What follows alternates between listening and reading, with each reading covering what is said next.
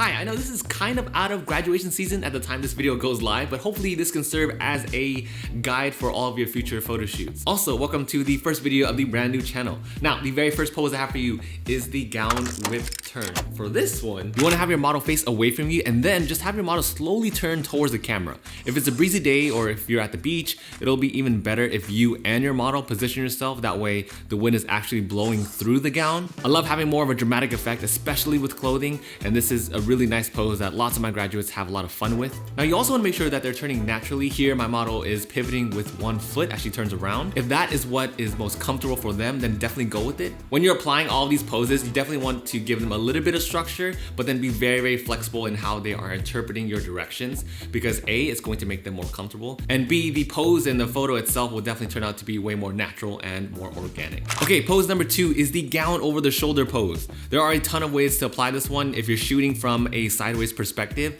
definitely make sure that the gown is on the opposite direction. That way you're not covering your model's face and outfit. But here you're just having them hold the graduation gown over their shoulder while also still having them wear the sash over their neck. But you can also do the opposite of what I just said not to do, which is have the gown facing towards the camera. The thing with that though is that it's going to block their sash, it's going to block most of their outfit. So that's why I prefer having it on the other side. But it doesn't hurt to have some variety. Now number 3 is with the graduation cap. Not many graduates like to wear the graduation cap. To be honest, I don't really like having them wear it either because it's just kind of clunky. But always ask beforehand before you just, don't incorporate them into any photos at all. I always ask them beforehand if they like wearing the cap.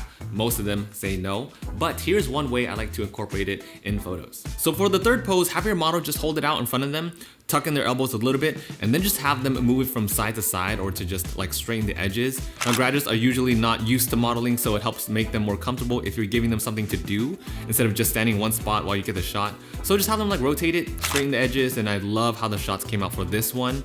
You can even have them hold it at their side as they're facing away from you, just like this as well. I hope you're liking all the poses so far. If you're not subscribed already, please consider subscribing because this channel is gonna be all focused on photography and gear. So that's the main overall purpose of this channel. Now, 2 more poses for you and we're gonna wrap up the video. Number 4 is just with the sash. Again, you always want to introduce variety, so having your model interact with the environment a little bit does help. Here I'm having our talent lean up against the railing and then just running her hands through her hair, making sure that the graduation sash is clearly visible. And there's also a little loop sometimes with sashes. I think they're used for like attaching to the gown or something like that. But make sure you're hiding the loop underneath the sash to save you some photoshopping time. This is a great pose that just focuses on the school colors in terms of the graduation attire. And it's also just a closer shot that is just more subtle overall for graduation poses. And lastly, pose number 5, the final pose I have for you today is again with just the hood or the graduation sash, and that's having your model hold on to it as if it's a scarf. Having your graduates interact with the attire really makes for some stunning shots that's just way more organic. It's different versus having your standard school photo where they're having you turn to the side and like tilt your head in a strange, awkward way and just stare at the camera, and then we copy and paste for every single graduate. So those are my 5 posing tips that I have for you today. I hope you enjoyed the video. Comment down below, let me know which one was your favorite pose. And for all the guys out there, don't worry, I got you guys covered because the next video will be 5 posing tips for men. Hope you all enjoyed the video, and I'll see you all in the next one.